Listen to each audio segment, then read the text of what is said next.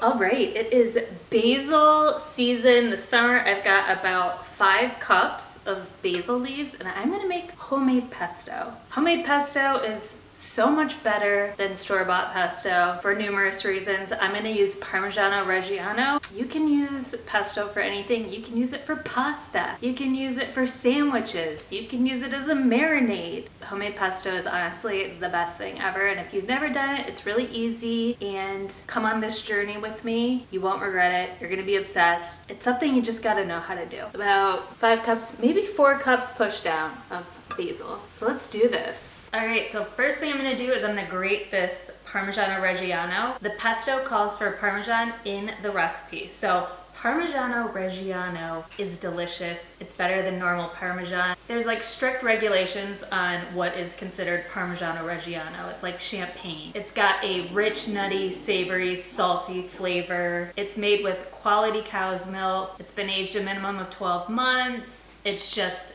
the way to go if you're gonna make some really good pesto. You're gonna wanna grate it yourself because that is also just supreme.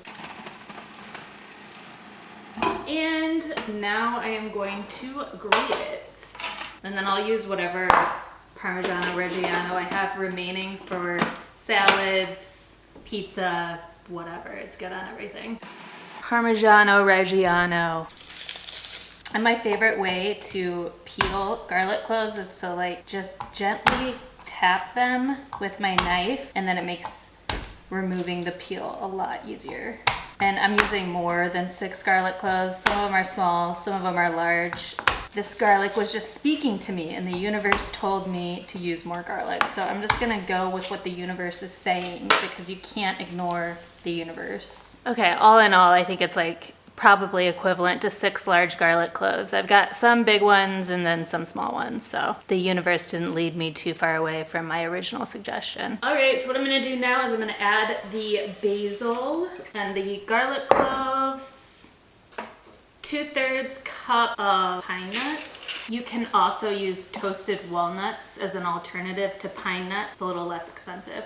I'm gonna add the cup of Parmigiano Reggiano, pulse this, and I'm gonna scrape down the sides before I add the 1 cup of olive oil. And then you're gonna salt and pepper after you mix this, just because the Parmigiano Reggiano is pretty salty, so you don't wanna like over salt it. So yeah, you're just gonna salt to taste. Now I'm gonna slowly add the olive oil. And that is looking like it's pretty good to go. Okay, I'm going to add 1 teaspoon of salt. Homemade pesto, so good. Basil, Parmigiano Reggiano, salt, olive oil. It's the best when you make it yourself. So if you have a basil plant outside and you've got a ton of basil, just make a huge batch of pesto, put it in little containers, freeze them all, and then you have pesto all year round, and it is quality pesto. Instead of the store-bought pesto, which kind of tastes off.